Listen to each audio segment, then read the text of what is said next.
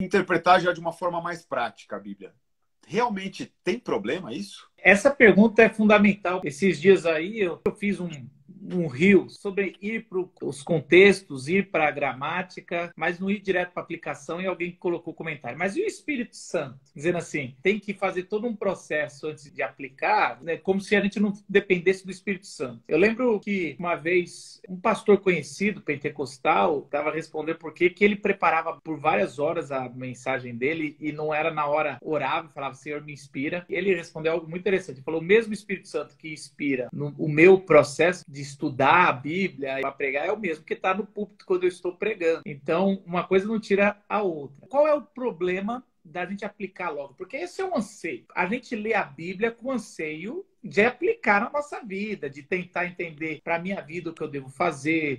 As pessoas estão assistindo essa live querendo aplicar na vida delas o que Deus quer, entender o contexto do Brasil, se a gente está indo para o caminho certo ou não, como fé cristã. Então, o tempo todo a gente quer, de forma prática, o que a Bíblia tem a dizer. O problema, se a gente não faz esse processo fundamental, esse movimento de ir até o tempo bíblico, ouvir o que foi dito lá, quando a gente entender o sentido do texto, trazer por aqui agora, então você traz o sentido com o ouvido do primeiro ouvinte para o de hoje, você tende a aplicar o texto fora de contexto. Tem aquela frase famosa que é texto sem contexto é pretexto. E é exatamente isso. Se você não entende o contexto que a Bíblia foi escrita e não entende a forma gramatical e o que vem o texto literário antes e depois, a chance de você pegar o texto bíblico para falar uma bobeira, para entrar numa heresia que Deus nunca quis falar, cometer o pecado de